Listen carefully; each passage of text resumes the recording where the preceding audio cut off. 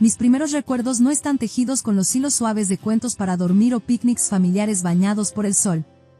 En su lugar, están cosidos con la áspera tela de gritos y el estruendoso eco de puertas que se azotan.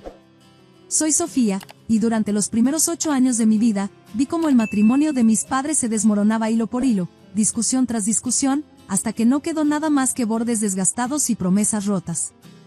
Nuestra casa, una hermosa colonial de 2 pisos en un vecindario de clase alta, se sentía más como un campo de batalla que como un hogar. Papá, Guillermo Herrera, un abogado corporativo exitoso, ejercía su autoridad como un arma, encontrando fallas en todo lo que hacía mi madre, Carolina. La cena estaba demasiado salada, la ropa no estaba doblada correctamente, gastaba demasiado en el supermercado, no importaba lo que hiciera, nunca era suficiente para satisfacer sus estándares exigentes. Eres completamente inútil, Carolina. Su voz retumbaba por la casa, su rostro enrojecido de ira. ¿No puedes hacer nada bien? Durante esas tormentas, yo me retiraba a mi cuarto, presionando mis pequeñas manos contra mis oídos hasta que dolían, tratando de bloquear el caos. Pero las voces de los padres tienen una forma de encontrar a sus hijos, filtrándose a través de paredes y puertas cerradas como humo. Después de cada pelea, escuchaba a mamá en el baño, sus sollozos mezclándose con el sonido del agua corriendo mientras trataba de silenciar su dolor. Incluso a los 8 años, entendía que estaba tratando de protegerme del sonido de su ruptura. El éxito profesional de papá como abogado corporativo se convirtió en otra arma en su arsenal. Yo proveo todo para esta familia, le recordaba a mamá durante sus discusiones, su voz cargada de desprecio. Lo menos que podrías hacer es llevar una casa en condiciones. Mamá era una exmaestra que había renunciado a su carrera cuando yo nací, un sacrificio que papá nunca dejó que olvidara. Cada recordatorio parecía apagar un poco más la luz en sus ojos, como ver una estrella desvanecerse lentamente del cielo nocturno. Mi 8º cumpleaños llegó como una calma repentina en una tormenta interminable. Papá sonrió y mamá hizo mi pastel de chocolate favorito, decorándolo con remolinos de betún morado y chispas plateadas. Ahora que lo pienso, me doy cuenta de que mamá ya había tomado su decisión para entonces. Ese pastel, esas sonrisas, no eran solo por mi cumpleaños, eran su regalo de despedida. A la mañana siguiente, ella se había ido. Sin nota. Sin despedida. Sin explicación. Solo cajones vacíos y un armario medio desocupado que parecía burlarse del espacio que había dejado. Papá perdió la cabeza, llamando a todos los que conocíamos, contratando investigadores privados, pero ella había desaparecido como la niebla matutina bajo el sol de verano. Cuando comenzaron los procedimientos de divorcio, no se presentó en el tribunal. El juez le otorgó a papá la custodia total y terminó con sus derechos parentales con un golpe de martillo que resonó en mi pecho como un disparo. Recuerdo estar sentada en esa sala de audiencias, con el vestido azul que mamá me había comprado solo un mes antes. La tela se sentía como una mentira contra mi piel, un recordatorio de promesas rotas y amor retirado. No podía dejar de mirar la puerta, convencida de que en cualquier momento mamá entraría corriendo, explicaría todo, y haría que todo volviera a tener sentido. Pero nunca vino. Papá apretó mi mano con tanta fuerza que dolió al salir del tribunal. Es una traidora, escupió, con la mandíbula tan apretada que parecía que rompería dientes. No la necesitamos. Nunca la necesitamos. Pero yo sí la necesitaba. Necesitaba a mi mamá para protegerme del temperamento volcánico de papá, para trenzar mi cabello por las mañanas mientras tarareaba canciones suaves, para decirme que todo estaría bien incluso cuando el mundo parecía desmoronarse. En su lugar, me quedé sola con un padre cuya ira ahora tenía un solo objetivo, yo. Fue entonces cuando Regina Arteaga entró en nuestras vidas. Llegó como un personaje de cuento de hadas joven, bonita y aparentemente perfecta.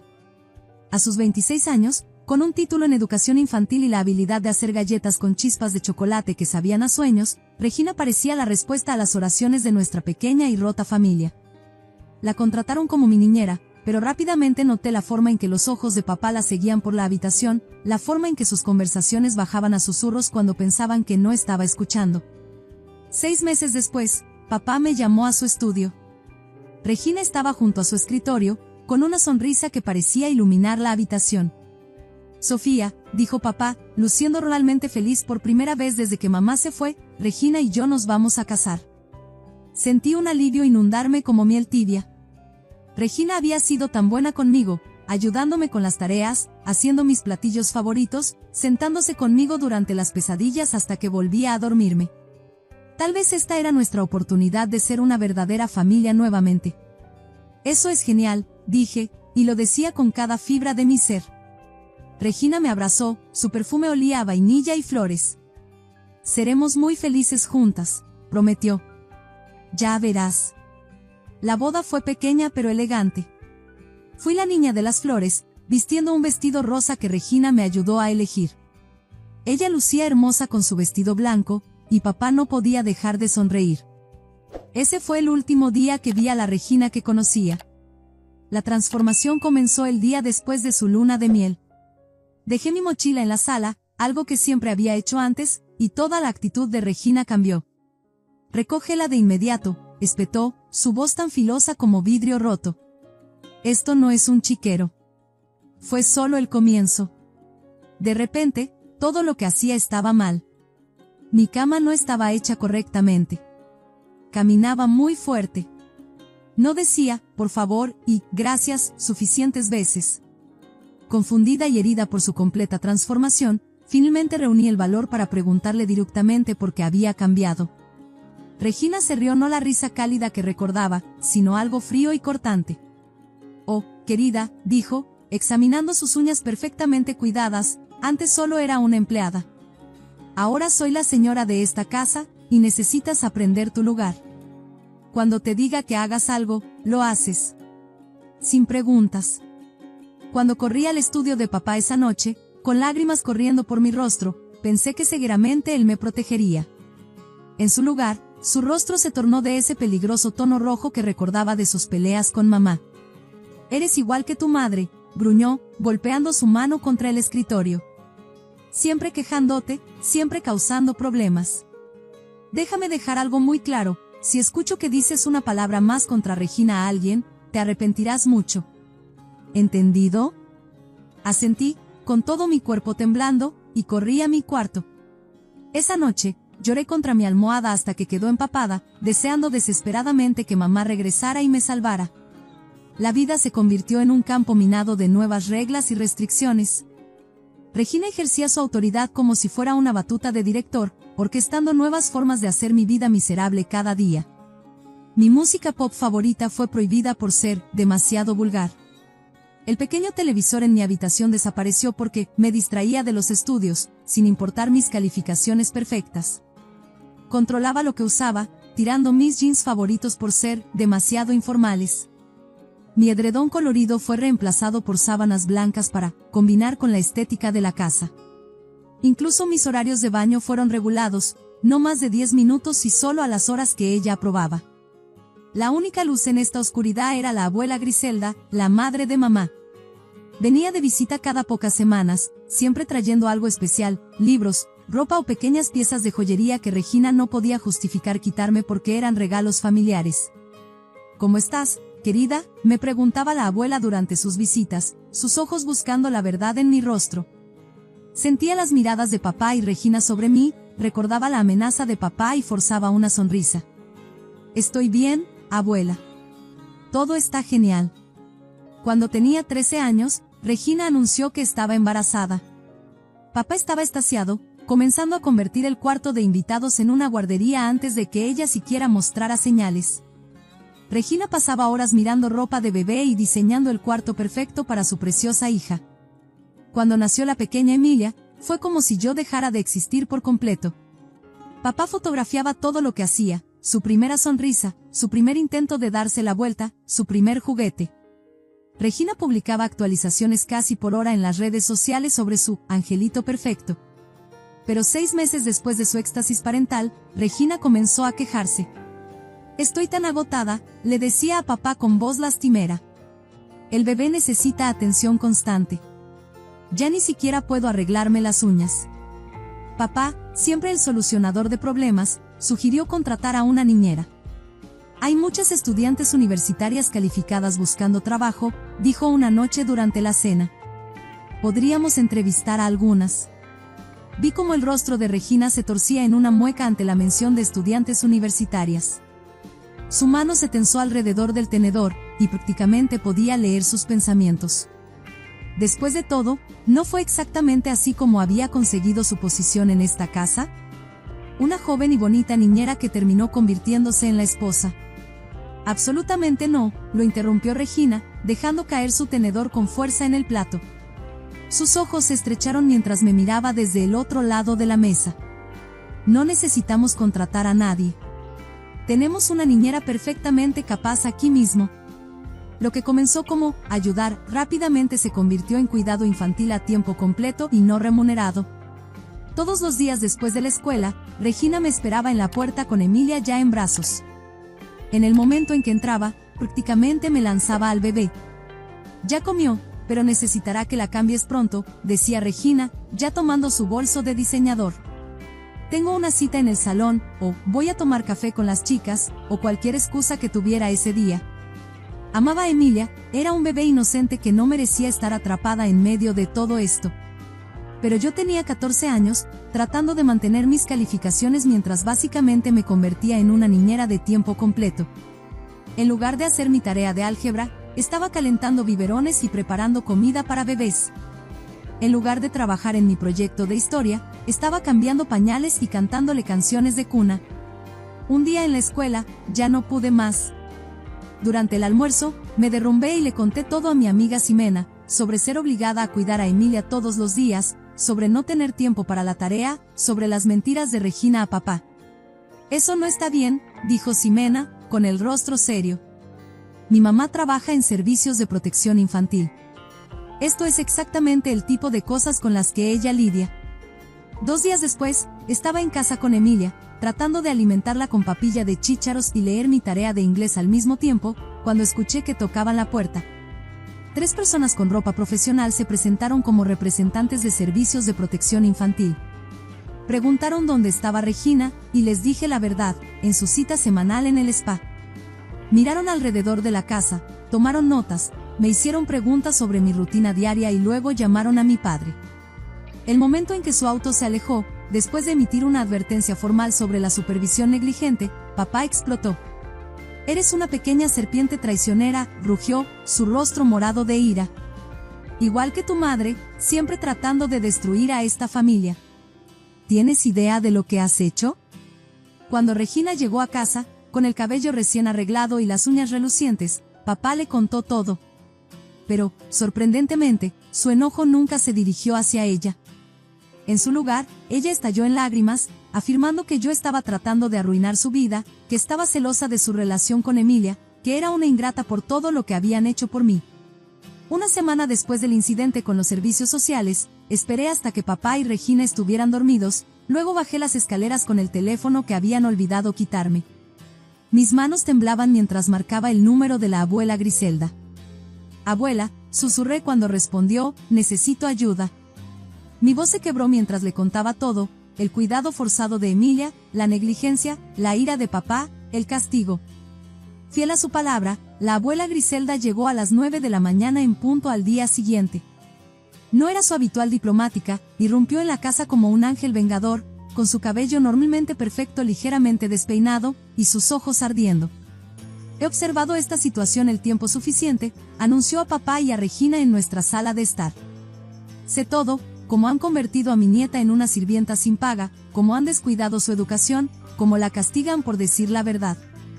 En menos de una hora, gracias a las persuasivas palabras de Regina sobre enfocarse en Emilia y la amenaza de la abuela de tomar acciones legales, papá aceptó dejarme ir. La casa de la abuela, o más bien, mansión, era como algo sacado de un sueño. Ubicada en la parte rica de la ciudad, tenía un camino de entrada amplio, jardines cuidados, y más habitaciones de las que podía contar. Mi habitación era más grande que toda nuestra sala en la casa de papá, con un asiento junto a la ventana que daba al jardín de rosas. «Este es tu hogar ahora», dijo la abuela, ayudándome a desempacar. «Puedes decorarlo como quieras». Me transferí a Winchester Prep, donde rápidamente hice amigos de verdad por primera vez en años. Nadie allí conocía mi historia, podía ser simplemente Sofía, no la hijastra no deseada, no la niñera sin sueldo, solo Sofía. En mi cumpleaños número 16, la abuela me llamó a su estudio. Estaba sentada detrás de su escritorio antiguo, luciendo más seria de lo habitual. he creado un fondo para tus estudios universitarios, anunció. Debería cubrir la matrícula en cualquier universidad que elijas, Harvard, Yale, Stanford, donde quieras ir. Un mes después, mientras ayudaba a la abuela a reorganizar su oficina, encontré por accidente un álbum de fotos. Era de cuero, escondido en un estante alto detrás de algunos documentos financieros. Cuando lo abrí, el rostro de mi madre me miró fijamente, más joven, más feliz, en fotos que nunca había visto antes. Mi corazón empezó a latir rápidamente mientras pasaba las páginas. Ahí estaba ella a mi edad, luego en su graduación de la preparatoria, luego durante lo que parecían ser sus años universitarios. Se veía tan parecida a mí que era impactante, el mismo cabello oscuro, la misma sonrisa, incluso la misma forma de inclinar la cabeza en las fotos. Pero cuando expresé mi esperanza de contactarla, el rostro de la abuela se ensombreció. Me mostró un correo electrónico de mi madre, enviado el día después de que se fue: no me contacten sobre Sofía nuevamente. No la quiero. Nunca la he querido. Nunca la amé. Solo era una cadena que me mantenía atada a esa casa, a esa vida. No me importa lo que le pase. Ahora es problema de Guillermo. Los siguientes 2 años fueron los más felices de mi vida. Fui aceptada en Princeton con un promedio perfecto y pasé mis días inmersa en mis estudios, haciendo nuevos amigos y construyendo una vida para mí misma. Cada fin de semana llamaba a la abuela Griselda, y durante las vacaciones y los días festivos, regresaba a casa con ella. Cuéntamelo todo, decía mientras compartíamos té en su jardín, y yo hablaba durante horas sobre mis clases, mis amigos y mis sueños para el futuro. Entonces, a la mitad de mi segundo año en la universidad, la abuela se enfermó. Comenzó como un simple resfriado, pero rápidamente se convirtió en algo mucho peor. Los médicos descubrieron un cáncer de pulmón en etapa 4, ya extendido por todo su cuerpo. Le dieron 6 meses. Luchó con valentía, sin perder nunca su dignidad ni su agudo ingenio, pero los médicos tenían razón. Pasé ese verano a su lado, viendo cómo se desvanecía. Murió un tranquilo martes por la mañana de agosto, sosteniendo mi mano y diciéndome lo orgullosa que estaba de mí. 2 semanas después del funeral, recibí una visita impactante: mi madre, de pie en la puerta de la casa de la abuela con un hombre más joven, buscando su herencia. Pero la abuela me había dejado la casa, todas sus joyas y la mayor parte de su fortuna, 700,000 pesos. Mi madre solo recibió 100,000 pesos, lo que la llevó a un intento desesperado de manipularme para que la dejara mudarse conmigo. Soy tu madre, Sofía, suplicó, tratando de jugar con emociones que hace mucho tiempo se habían cicatrizado. No puedes simplemente echarme a la calle. Pero había aprendido de la abuela Griselda, no solo a mantener mi posición, sino a guardar pruebas. Cuando le mostré el correo electrónico que ella misma había enviado 12 años atrás, salió furiosa, dejando ver su verdadero rostro tras su máscara cuidadosamente construida de preocupación maternal. Eso fue hace 6 meses. Me graduaré de Princeton el próximo mes con honores en administración de empresas.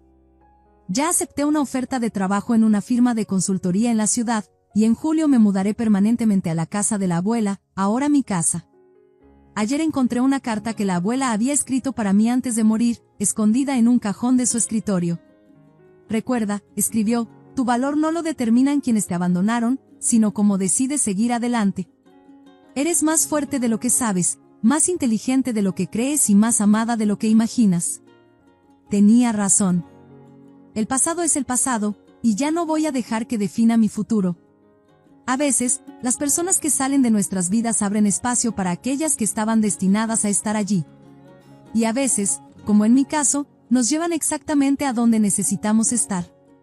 Si esta historia resuena contigo, por favor dale un me gusta para que otros puedan encontrarla también. Comparte tus pensamientos en los comentarios, todos tenemos historias sobre superar desafíos familiares y descubrir nuestro verdadero valor. Y no olvides suscribirte para más historias reales sobre los giros inesperados de la vida y las hermosas formas en que encontramos nuestro camino de regreso a casa. Recuerda, a veces las despedidas más difíciles nos conducen a los saludos más significativos.